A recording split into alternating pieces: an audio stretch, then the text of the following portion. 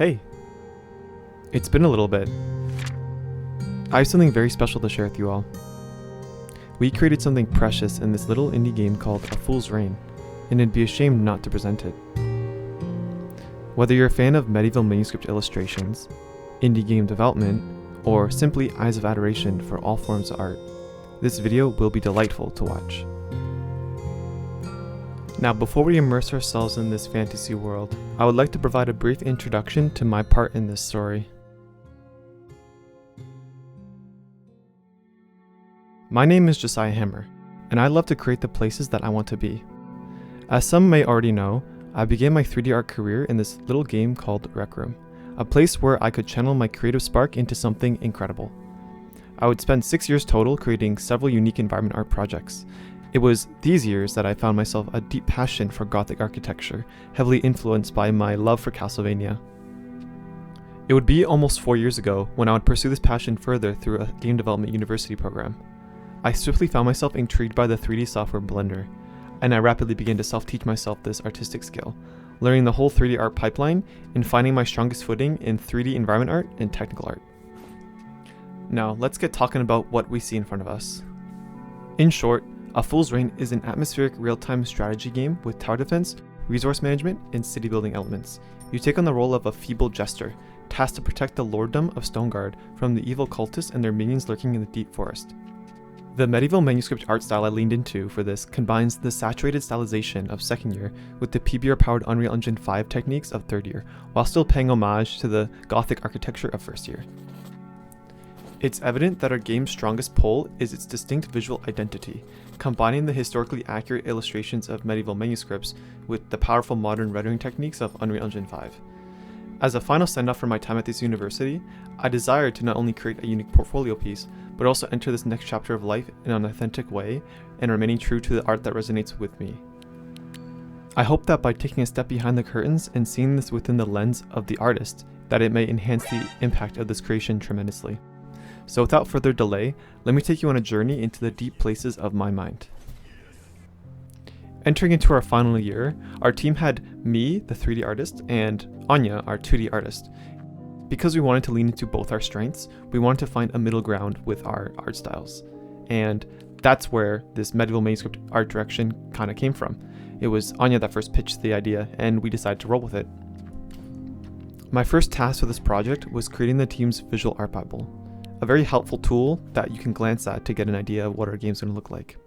As it usually happens, I never fully complete these because once the game starts to take hold, I find less reason to flesh it out. This is Project Storybook Visual Art Bible. 3 art pillars. Fabled world, witchiness welcomed, moral of the story, medical manuscripts, symbolism of the time period, religious ties, aged art, and 2D, 3D, NPR. 2D sprites, 3D stylized background. Cohesion is key to get this right. Art direction. Modeling. Texturing. Shading. This is a good reference. Art style. Romania. X. 13th, 14th century manuscript illustrations. That's a lot of words. Art design. Environment art. Buildings. Simple models. Readable shapes. Vertex colors. Modular pieces. Upgraded versions. You never asked that. That's props. Simple. Readable. Vertex. Fit the storybook. Kit pieces. Foliage. Thank you for your time. Based on this project's nature, reference gathering was quite an involved process. Anya's Croatian and is very adamant on historical accuracy when it comes to capturing specific art movements. We decided to base our setting around 13th, 14th century medieval France. This was the golden opportunity for me to dive back into my Gothic passion of creating cathedrals. After some researching, I found a cathedral that met our historically accurate criteria, the Église Notre-Dame de la Nativité. Being located in France, this is the picturesque landmark for our game, being at the core of its world building as well. Some significant inspirations for this indie game were fittingly other indie games.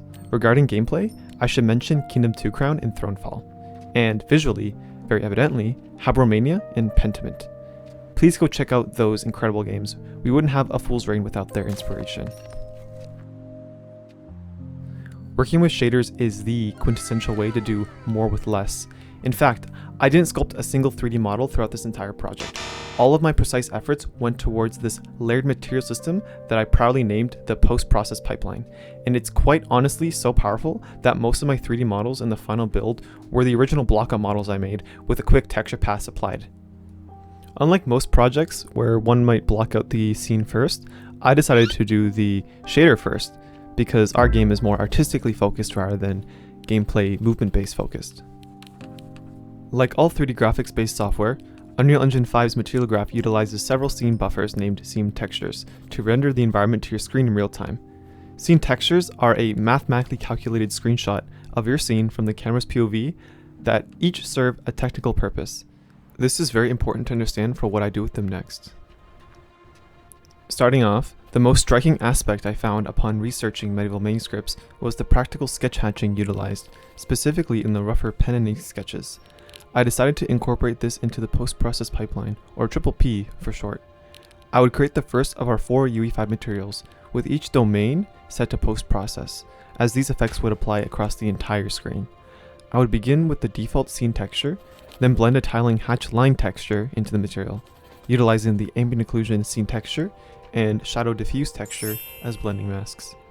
The ambient occlusion hatching would follow one direction, while the shadow hatching would follow 90 degrees in the other direction, creating a cross-hatching effect in especially dark areas.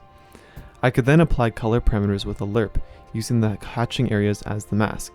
I chose a dark blue for the hatched areas to give off the impression of stylized shadows. The major hurdle when creating this post-process was in determining what UV space the sketch hatching would be applied to. At first, using screen space seemed logical for a 2D aesthetic. However, it was apparent how jarring the hatching looked when the camera moved at all. The next best solution would be to use world space UVs using the amazing world align texture node. That way, the hatching lines would apply directly to the scene's models at a consistent texel density. The final hurdle, however, was to keep the hatch lines large and readable the further away they got from the camera view.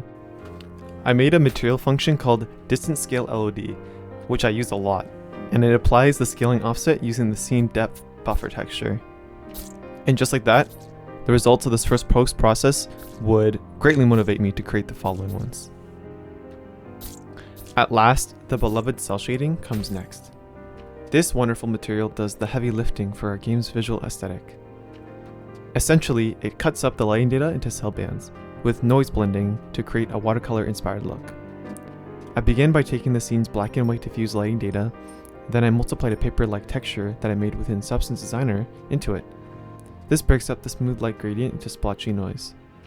This paper texture would once again leverage the distance scale LOD material function to scale up its size the further away it got from the camera view. This was to prevent noticeable repetition common with tileable textures. UE5 has a powerful color curve toolset, allowing me to take this raw light data and separate it into banded shades, generating that stylized look we're aiming for while still providing me the artistic control over the cell band count, color, and intensity. As you can see here, I added a ridiculous number of cell bands, especially approaching pitch black.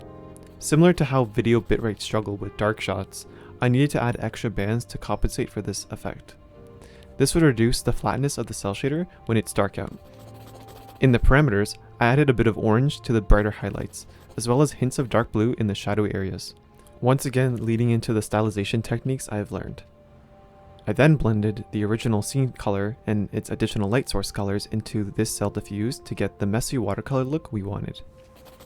At this point, the art direction really began to take hold, and I found myself more encapsulated in the tech art development process. Encapsulating the look of our game figuratively and technically, the Sobel Outline filter solidifies the visual identity that the previous two shaders are building towards. There are different ways to create or imitate edge detection in 3D, such as duplicating the mesh data, extruding it out a bit, and then flipping its normals, or using a Fresnel outline node to imitate an edge detection effect. However, both have their caveats. The direction that I chose leverages the aforementioned render textures that Unreal Engine 5 already provides us, fitting nicely into this workflow along with the previous two post processes. What is being done here is essentially an outline mask generated along the X, Y, -X, and -Y directions, detecting any major changes in world normal and depth data, and capturing as many sharp areas as possible. Directly following this, I blend the paper texture from earlier into the mask result to create organic line thickness variations. Right before the shader renders out to the screen, I use parameters to tweak its intensity, contrast, color, mask strength, and etc. to fully hone in on the creative vision. I decided to lerp these outline colors between black and orange, although most often you'll see them as a dark brown, which intentionally looks like the faded ink outlines of proper manuscript illustrations. I think the results look wonderful. This was the final push needed in overcoming that default Unreal Engine look that we were always avoiding throughout this entire project. Though we captured the visual aesthetic exceptionally well, I still had one final shader left on the back burner to fully realize as a final send-off to my university years. This last coat of paint on our game is quite special to me. It's the Kuwahara Filter, a non-linear screen blurring technique, and evidently my favorite filter.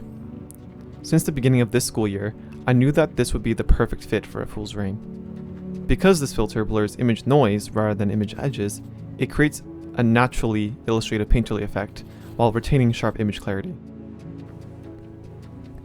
I created the base of this filter in Unreal Engine last year, hoping to utilize it in our third year game Stormhammer. However, the PBR art direction that we went for conflicted with the stylized effect that the Kuwahara filter thrives at. Fortunately, the filter perfectly suited the medieval storybook themed world that we were making this year, so I dusted it off, refined it, and slotted it in nicely as the final post-process. Now, the main drawback about a filter like this is that it disrupts the visual fidelity of the previous three shaders, being the final pass rendering to the screen. After some experimenting, it seemed logical to use the custom depth stencil passes within Unreal Engine 5. These would allow me to isolate specific objects from the scene to use the Kuwahara filter only. I wasn't a big fan of the way that the filter looked on top of sketch hatching and outlines, so I would once again leverage the depth stencil pass to disable those two post-processes on the objects with the Kuwahara filter on them, further exaggerating that watercolor look. I also kept the cel shader on, as it serves to keep the scene colors consistent. I'd say that the results here are magnificent. This shader enhances the abstract elements of our game through making foliage, background hills, clouds, and mountains look softer and painted into the scene. I like to imagine that the hatching, cel shader, and outlines serve to capture that traditional medieval manuscript illustrative aesthetic, whereas the cel shader and Kuwahara filter together serve a distinct painterly look. Both seem to work exceptionally well together, providing a break for the eyes when admiring a Fool's Rain. We've heard this quote several times: the whole is greater than the sum of its parts. Truthfully, this couldn't be more accurate to the results of this post-process pipeline. It's surreal to see how well the 2D sprites fit into this 3D world. Everything I've mentioned so far has been on the post-process side of materials. However, I've only shared half of the technical art process. I have yet to mention the work I put into the surface materials themselves, the ones that actually apply to the models. Without it, we would simply have a white box scene. I'm a big fan of making 3D art with technical workarounds that lean into the strengths of the medium rather than fight with it. Vertex colors have been a favorite tool of mine for some time now, as they offer the powerful ability to mask and color objects in vertex space rather than solely UV space. This combination is quintessential to my environment art workflow, breaking up monotonous environment details with extra coloring, whether drawn on or procedurally added. In Blender, I created my own geometry node asset named Vertex Color Factory, providing a few helpful tools for automating this vertex coloring process, such as base vertex color, gradients, noise, and a feature to mask out areas I want to hand color. I use this setup extensively for this environment. In fact, the wide majority of tiling and trim textures I created for this project are grayscale. This means bricks, wood, plaster, all of it is in black and white. I then add the colors directly to the vertices using this GeoNode setup I mentioned earlier, then import it into UE5. The results are then reflected on my custom-based surface material. Every hard surface object in the scene, this excludes foliage, utilize a base surface material shader. This material grew quite complex, so I'll cover what's most significant. First, the aforementioned vertex colors are blended into the material with custom primitive data-driven hue, saturation, lightness options available. This allows for further tweaks to the vertex colors in-engine at a per-object instance level. After this, I blend that paper tiling texture I mentioned during the cel shader into this material, considering visible texture tiling from afar by scaling up the texture with distance scale LED once again. This constant use of the paper texture ensures that the medieval manuscript aesthetic is impossible to miss, permeating every corner of this game visually. To keep all of the art pass textures within one material slot, I made a hacky workaround by utilizing the UV1 channel as a mask, while the UV0 channel remains as the texture UV channel. I separated the UV1 square into 6 chunks, that being 2 rows and 3 columns. I drag an object's UVs into a slot to then have that corresponding texture applied to that section only. This was an interesting solution. I'm not sure how performant it is, however, my tech art brain loves to experiment in this way, so it was major fun, and our PC performance limit is incredibly high anyway. Because I want this video to be reasonably length, I'll briefly, or at least try to, cover the last talking point relevant to this technical art breakdown. In every 3D environment I've worked on, foliage becomes a make or break to the overall piece. It's terribly easy to make it poorly, which greatly affects a foliage-dense game like this, having nearly 75% of the screen space of a fool's rain covered by grass, trees, bushes, and crops. In previous projects, I would use the common method of creating a patch of grass using 2 mesh planes in an X pattern. This maximizes grass visible density while remaining the least costly try-count-wise. Upon early attempts, this approach seemed unfit for the art direction we're aiming for. The instance grass patches felt too procedural, and its sharp angles from the camera's perspective clashed with the illustrative flatness. A new approach I workshopped would prove both far more performant and visually cohesive with our aesthetic. Because our map is a giant circle, with the main camera orbiting around it on a fixed path, it made sense to lean into our level design strengths while creating our grass. I would create several concentric bands varying slightly in their UVs, vertex colors, and vertex positions all around the circle from the camera's perspective. I'd then take a horizontally tiling grass trim sheet I created in Substance Designer and apply it as a masked texture. In this way, the grass would smoothly blend from left to right, creating fuller, less visually overwhelming grass. A similar workflow would be applied to the crop field in the center of the map, with the major difference being in how these crops would be placed in parallel lines rather than concentric bands. The trees and bushes would instead have several quad planes procedurally scattered on top of their branches, and a masked texture would be applied, though this texture would not tile, but instead act as a unique leaf texture. The foliage surface material is its own juggernaut. Since this is a mask material, the texture's alpha channel would behave as the clipping mask for the mesh, while the texture's RGB channels act as its base color, with several parameters then blended into it, such as gradient A and B, hand-drawn grass lines, noise, vertex colors, and hue shifts. The foliage normals are specifically set in Blender to reflect how these foliage elements diffuse light in real life, with grass normals straight up and tree normals in a spherical-like shape. And of course, we wouldn't have the abstract painterly grass and trees without finally applying the Kuwahara filter on top of them. The final result speaks for itself. Our foliage here is looking extra fluffy. With all that said, this first video is meant to serve as the official introduction to my post-graduation 3D environment and technical artist career. My goal for this breakdown was to provide an in-depth analysis of my best creation to date, with a behind-the-scenes look at my thought process and core artistic vision. I am incredibly proud of what was accomplished visually here. A Fool's Rain stands as the picturesque conclusion to my 4 years in this game development program. Its visual aesthetic demonstrates how I have matured as a 3D environment and technical artist, grounded in the likeness of the source material while still finding the space to be whimsically lighthearted and deeply tied to my personal artistic identity. I've learned that I find great joy in teaching, constantly itching to share the nuances of what I do with others. However, as you can see, it takes a lot out of me to explain myself in a comprehensible manner. This channel will be the place for me to pour my knowledge into, worrying not about poor reception or lengthiness. I plan to keep improving upon my video making skills, becoming less dependent on my scripts word for word, and hopefully more comfortable with sharing my thoughts directly to you. With each video, I hope that you may take away something meaningful here, whether truly helpful or simply interesting. Being merely a broad overview of a Fool's Rain's environment and technical art, I plan to make future breakdowns that dive deeper into specific elements that you, the curious soul, may have a strong interest in. Please leave a comment on what topics from this video or regarding my creative endeavors you'd like to see on this channel next. Whether positive or negative, all feedback is greatly appreciated. Thank you so much for spending your time listening to me nerd out about these ultra-specific topics I find interest in. From historically accurate Gothic cathedrals to engine-specific technical art workarounds, I hope you leave this video feeling satisfied and reinvigorated.